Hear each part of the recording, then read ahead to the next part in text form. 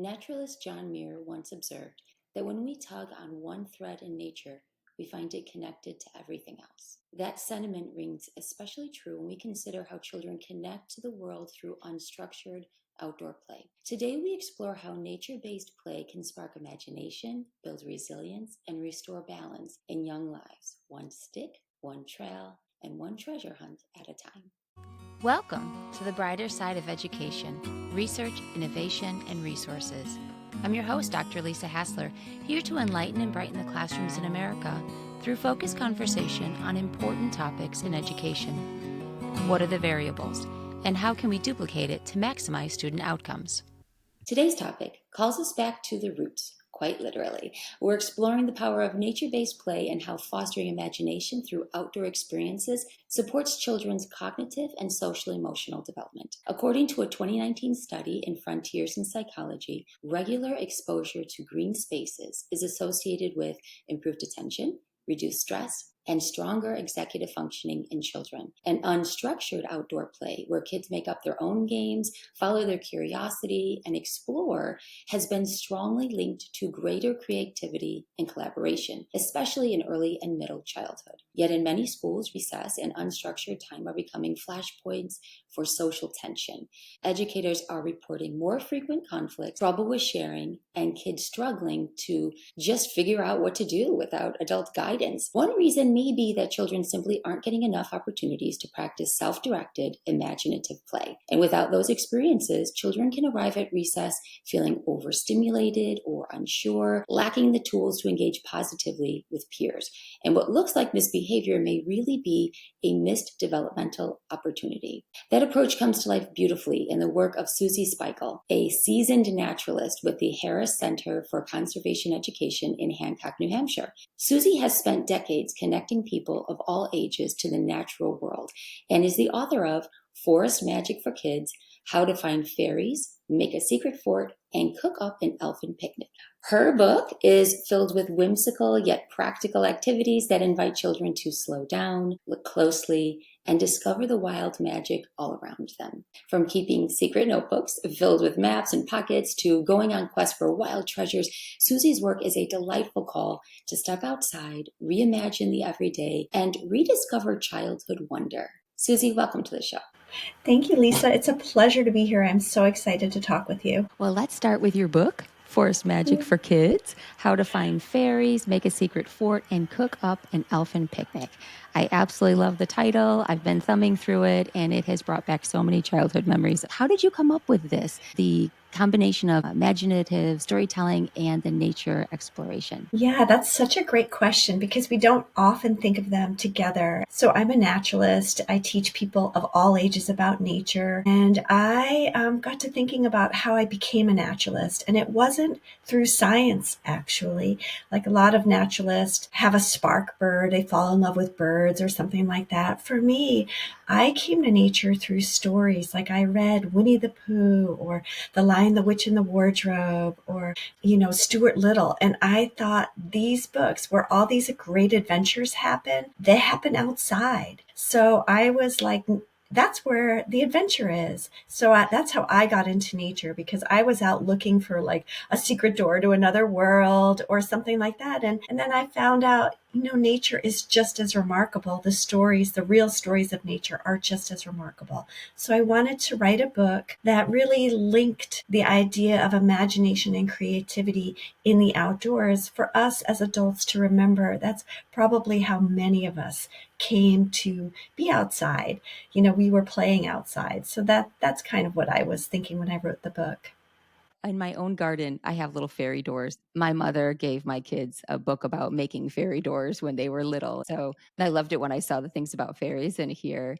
Can you tell us how the book is organized and how parents would use it? Yeah, sure. So the book is really designed for parents and kids to do together. Like in my mind, kids really need some modeling about how to be outside and how to engage and kind of how to explore. And parents, this is what's so good about it. You don't have to have any like special knowledge. You don't need to know like what bird it is singing or what tree is nearby. You also just have to use your imagination. And once you kind of kickstart with your kids, kind of entering the world of outdoors and imagining and creating, they'll take it from there. And so I really just organized the book into things that I have seen kids be really excited about, from kind of mushrooms, mysterious mushrooms. What's more magical than the idea of a mushroom? What is a mushroom? So there's a whole chapter on mushrooms. There's a chapter on the green team. That's just things you can do with plants and trees, and kind of thinking about trees as the kind of the earth tree. You know, we have so many stories in our world about the tree of life. Like so many cultures have trees at the center of their kind of creation stories. So there's connecting with trees, and there's also making crowns and pretending you're a king or a queen. There's some cooking and making things for like a picnic, like whatever happened to picnicking. So I wanted to encourage families to go out and picnic together and have an elfin picnic. There's even a recipe on how to make elf bread. So could you go from like any chapter? Can you pick a chapter, or do you go from front to back? You can go anywhere. It's a really open-ended. You could just flip through the book and pick something to do. There's some handcrafts in there, making small little, like I call them peeps or little people or gnomes or fairies, whatever you want to call them.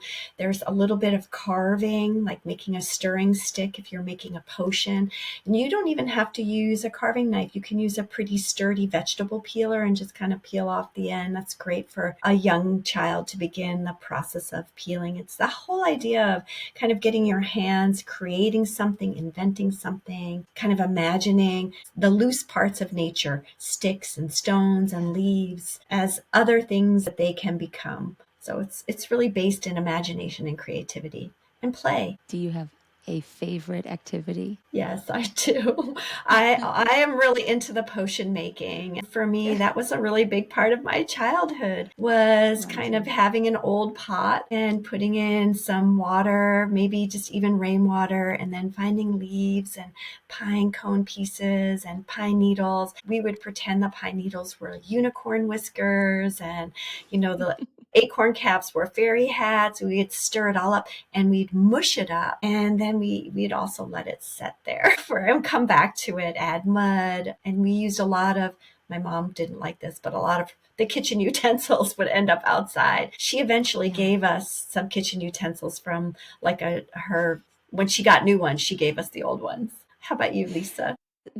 I have to say that the potion making was one of my favorite childhood memories. And a neighbor friend of mine and I grew up together, and that was one of our absolute favorite things to do next to mud pie making. And we would get a big old pot, and same thing, but we would grab the hose, fill some water in it, and we would pluck little snapdragons and stuff, and we'd throw them into the pot. We called it witch's brew, and it was one of my favorite things to make. And I had recently gone to a forest school, and they are outside for long periods of unstructured time. And that is one of their favorite things to do as well, is they have a little potion station, and they have brought eyedroppers and all these things from home, and they just love to do it. So when I see things like that, and then I saw it in your book, I thought, I'm not the only one. Yes, I think it's sort of the fundamental work of childhood is really that type of play. And when you can do it outside, you can be messy. So parents don't have to worry so much about, oh my gosh, they're making a mess in my kitchen, they're using all my spices. Just send them outside. It's really how you learn to communicate. Like you and your friend probably had a lot of negotiating. You probably had to like figure out what you wanted to add to the potion. You were creating, you were dreaming. I think that's really the work of childhood is really about play. And Forest Magic for Kids is sort of a celebration of that, and a reminder to us as parents that is a huge part of time outside. It isn't just learning the science of how nature works or having to identify things. It's really just about that open-endedness that nature gives us. The undefined landscape of the natural world is ripe for imagination and creation. So how could people, like, let's say you're living in an apartment or a condo, or, you don't have direct access to maybe parks and woods and forests, how could they still use this book? Yeah, great question. It always surprises people when I share that I grew up in Brooklyn, New York, because I am a naturalist and I'm so into nature, and I live in a very rural place now. And I think people see me and they just assumed I must have grown up like in the woods. Right. But I grew up in a city, and I was one of those kids that found nature where I could. And it's good for us to remember that nature happens everywhere. It isn't just in the wild places. It is absolutely everywhere, in the biggest cities, in the cracks of the sidewalk. For me as a kid, it was in between these two garages. I called it the sliver. I had to go in sideways because you couldn't fit in this way. You couldn't fit forward. And the sliver was where I saw ants and snails and spiders and moss and dirt and earthworms. And I think as adults, we have this idea that nature is like this pristine thing. It's you have to go into nature, but really nature is around us, and it's just about finding it. And so cityscapes have nature. Every place has birds. So you can look up and look at the birds. You can see the sky, the clouds. You can find the cracks in the sidewalk. You can go to a park. You can go to the patches of lawn that might be in a neighborhood, the trees that are planted on city blocks. Lots and lots of cities are working towards making more green spaces in their city because people are realizing through scientific research the complete benefit of spending time outside, even if it's like just 20 minutes. There's so much evidence that shows that it's really good for us as humans. And why wouldn't it be? We came from nature. That's how we evolved, through nature. So we're part of the natural world, and spending time in it really is healthy for us, from lowering our cortisol, increasing our oxygen, getting us more physically active, engaging all of our senses. It's multi-sensory. If you want high definition, just go outside. Yeah. When you talked about the sliver, it reminded me of that same friend and I would go between her house and my grandparents' house, and we'd make a big fat mud pie and let them bake in the sun. And it was in between our driveways and the sidewalk. So this was a small little nothing. I mean, really, if you think about a child, they're small, and they're kind of can be small. It can just be a sliver between two garages, a slice of land between two homes, a corner of a backyard.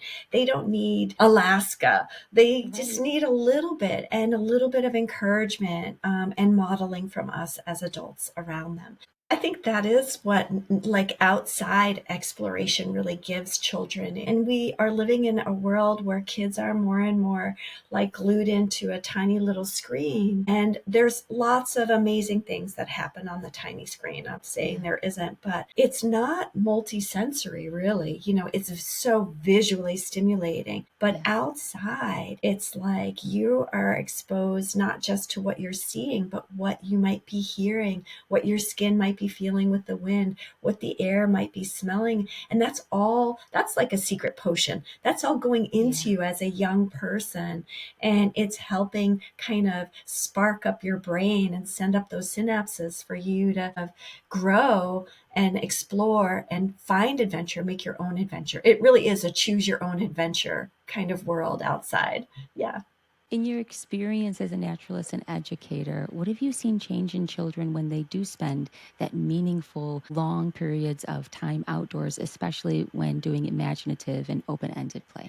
Oh, what a great question. I love this. I spend a lot of time with children outside for long periods of time. And I do see a change from kids once they come out. Like recess is short usually, and it's just run around and get that energy out, and that's great. But when you have them out for a longer period of time, they can really go deeper into their play, and their play becomes more imaginative. And there's a lot of conversation that happens between children. So there's a lot of like social kind of emotional development that occurs, communication, learning how to decide what you're going to play. There's also risk assessment that develops. So how does a child know if they can climb to the top of the rock? They have to decide for themselves. And so having that time outside is really essential for young children to develop where their boundaries are in terms of the risks they're willing to take. And I think that's really important, and that's part of being outside. The landscape is typically uneven too, so they're using their whole body to move through it in a different way than they might be on a playground with set structures. So I think when I see kids spending time outside for longer periods of time, they're going deeper. The play is more meaningful. There's a lot more imagination and creativity that happens in it. There's a lot of conflict resolution that happens, and there's a lot of motor skills that are occurring. So I'm all about it, and I hope other people can see that and will want to encourage their schools or their own families to spend longer periods of time outside. And that's not even talking about all of the amazing physical things that happen to a child when they're outside physically, or any human. The vitamin D that we're getting, the extra oxygen that we're breathing, the time in the fresh air. Remember, like your grandparents would be like, send your kids outside and they'll sleep like a baby. Well, there's some truth to that. It is good for us to be outside and moving our body in the fresh air and being in the sunshine and having our senses waken up. So yeah, go outside if you want to sleep well. You mentioned recess, and I've seen a change in recess time. A lot of conflicts, a lot of boredom. I'm bored. I don't want to go to recess.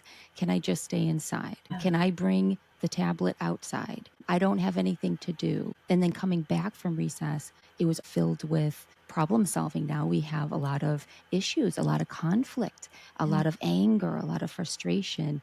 And so there were just a lot of problems that were occurring that it almost felt like, why are we doing this to ourselves? How do you think that nature-based play can help children navigate the social challenges of recess more successfully? Yeah, I think it's good for us to think about what our schoolyards look like now. They have a lot of installed play structures, which are great, but they're also pretty rote. And what happens is you have kids like waiting in line to kind of use a part of the play structure. They want to swing, so they got to wait in line until somebody else gets off the swing. And that's a lot of times where you see conflict happen. And after a while, even though those play structures are really fun, there can be like, oh, I've done the slide, I've done them, I've gone from here to there. I am a really big advocate for loose parts on our playground, and the loose parts are things that are not nailed down, that are movable, that have a lot of capacity for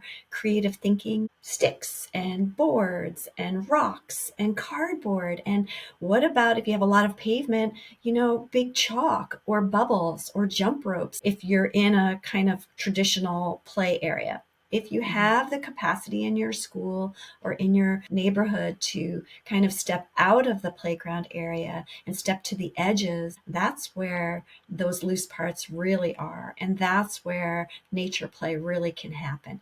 And that might help alleviate some of those conflicts that we're seeing. But I also think we live in a world where kids aren't outside as much as they used to be. And if you're not outside, you might not know how to be outside. And so it's really up to us as parents and caregivers and educators to model that. And if you have fixed structures in your play area, you can introduce loose parts to it. Maybe put out some pots and pans, put out some old spoons, bring in a whole basket of pine cones or acorns or leaves. I think there's ways to introduce it into your play area. Great ideas.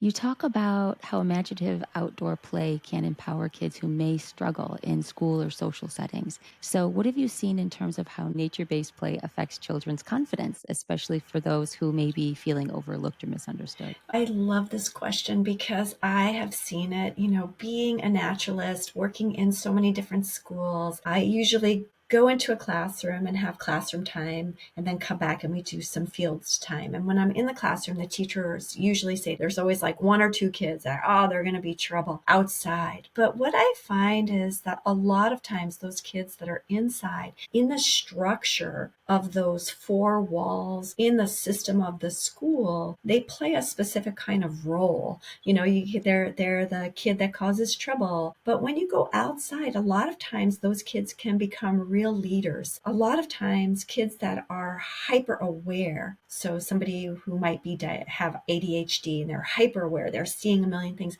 outside, they're the kids that are spotting the cardinal because they're seeing things in a really fast and an exciting way, and they've got the sharp senses. There's something calming about being outside too.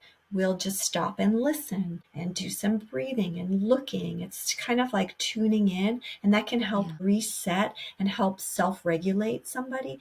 Those deep breaths, breathing in the fresh air, smelling the roses. I mean, the act of smelling a flower, it smells good, but it's also a deep breath. It's a great chance for teachers and caregivers to press a reset button too. Take a few deep breaths, look up at the sky. What colors are you seeing? What birds are you seeing? It's hard work being a teacher and a caregiver and a parent. And so that outside time when the children are busy running and playing, it's a chance for you also to kind of reset and self-regulate through some deep breaths. How long do you think it takes for children to get acclimated to unstructured outdoor play? Yeah, that's a great question. It can take a while, especially if it's something that they've never done before in their home life. It can feel unsettling to them. I've been surprised over the course of my 30 plus years being a naturalist. At the beginning of my career, when I would ask kids to sit on the grass, no problem.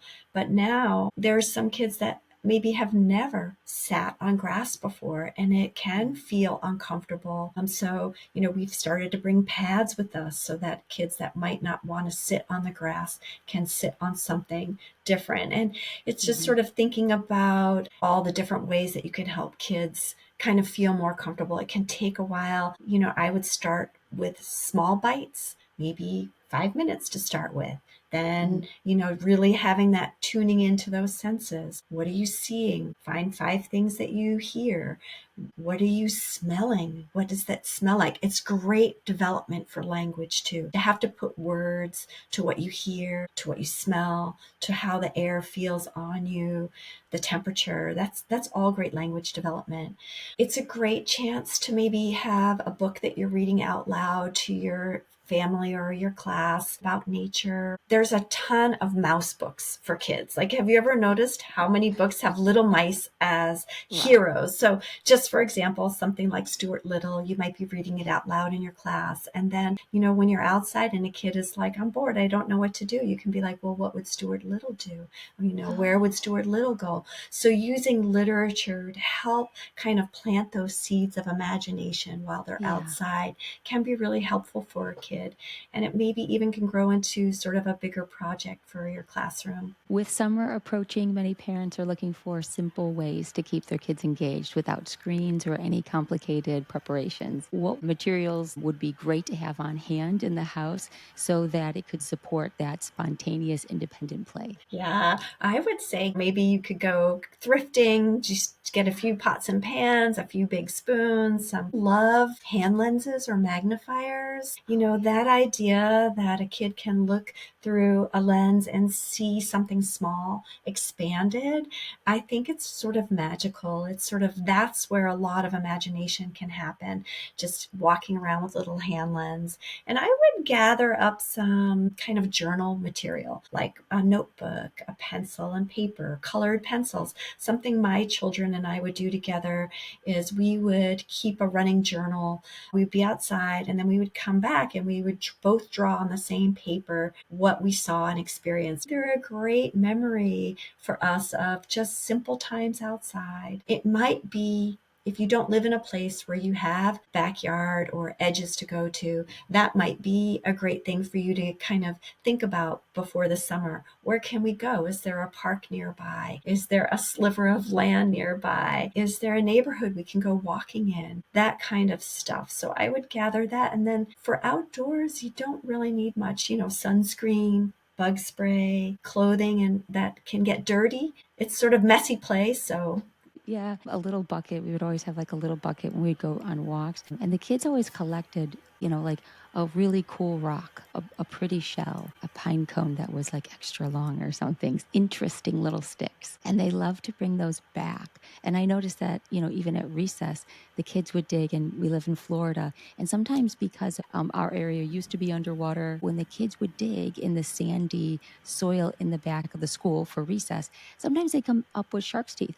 And so they would be like, here's another shark's tooth. And they were like, oh, cool. So they would start collecting those things. And so being able to start little Oh my collections, I think was gosh. fun too. I love that idea, Lisa. That is so right on. It's just so perfect. A little bucket and maybe a cardboard box where they're putting their collection. If you want to go a little bit further, you could get a little cardboard box that you put little dividers in. So there's like a section for the rocks, a section for if you're lucky enough to live where shark teeth are. I think that is great. And you can keep it outside or inside. Something that we would do too is we would have sort of a table inside the house, and it was our seasonal nature table. And my kids would bring back like feathers that they found, and that would go on the table, and it would change for each season for what we were finding outside. It's really simple. It's containable. If you are worried that they might bring something back in your house that you might not want, you can always tell them that's a great thing for your outside nature area. But,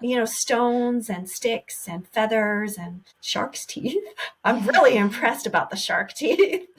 I'm jealous. We happen to be, we're shark's tooth capital of the world. And so we find shark's teeth all over the place, which is a fun thing. Yeah, I've been looking definitely. for pirate teeth. Maybe I should have been looking for shark teeth.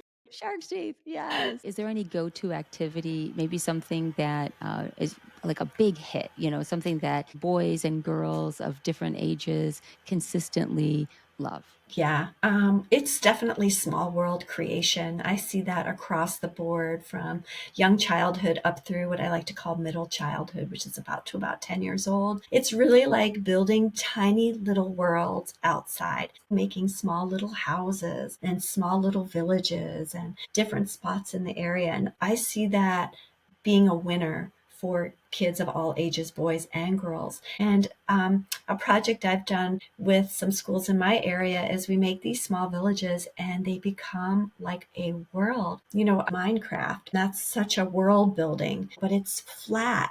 And if you're building an actual tiny little house, it's all your hands, it's all of your senses, it's fine motor skills, it's gross motor skills, and it's defined by the child. It's their creation. I just love the whole concept of small worlds for children. Where could people get this book? Yeah, so the book is available through all bookstores, your independent bookstores or online sellers, and I hope people really enjoy it. It's really meant as a guide for families to work together through, teachers and caregivers to use as a resource. It's just sort of the starting spot. Who knows? You might read it and be like, oh, we're going to make this, but it becomes something else. And I hope people really recognize that that is what our kids need. Thank you so much for joining us today and sharing your passion and bringing nature and imagination back into children's lives, which is infectious. And your book is truly a gift for families and educators to head outside and start seeing where their imaginations take them. Thank you. And this has just been such a pleasure for me. I am such a fan of your podcast, and I do love that it is the brighter side of education. It's really good to remember there are so many positive things happening in the world of education, and you're bringing them to light. So I really thank you for that. It is the mission of this podcast to shine light on the good in education so that it spreads, affecting positive change. So let's keep working together to find solutions that focus on our children's success.